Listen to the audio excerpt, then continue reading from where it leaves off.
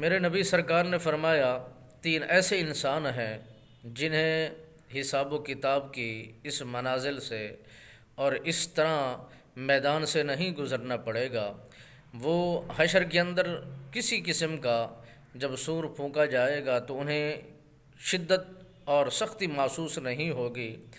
میرے نبی کے غلام صحابہ عرض کرتے ہیں، یا رسول اللہ صلی اللہ علیہ وسلم، وہ کون ہیں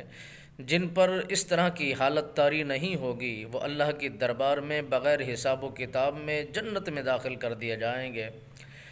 میرے نبی رحمت فخر موجودہ صلی اللہ علیہ وسلم سرکار نے فرمایا، پہلے وہ انسان ہے جس نے اپنے دل و دماغ کے اندر قرآن کی دولت کو سما کے رکھا ہے، یعنی حفظاء، قرآن کے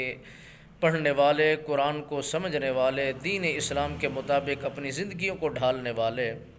رب رسول کے ہاں ان کا مرتبہ بہت اونچا ہے اور شان بہت بلند ہے،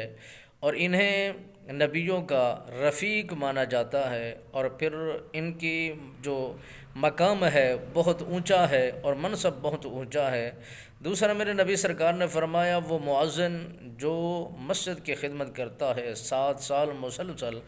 اگر اللہ کے گھروں میں سے کسی گھر کی خدمت کرتا ہے، دیکھ بھال کرتا ہے اور مؤذنی کا خدمت سر انجام دیتا ہے، تو رب بے نیاز اس سے بھی حساب و کتاب نہیں لیتا۔ تیسرا فرمایا، وہ غلام جو اپنے خالق و مالک کی حمد و ثنا بھی کرتا ہے، عبادت الہیہ میں بھی رہتا ہے، اور اپنے مالک جس کے پاس وہ کام کاج کرتا ہے اس کی بھی خیر کرتا ہے، اس کی بھی بھلائی چاہتا ہے، اس کے حکم کے مطابق عمل بھی کرتا ہے، رب رسول کو راضی بھی کرتا ہے۔ یہ تین ایسے جوان ہیں جنہیں حساب و کتاب نہیں کیا جائے گا، انہیں بغیر حساب کے جنت کے اندر داخل کر دیا جائے گا۔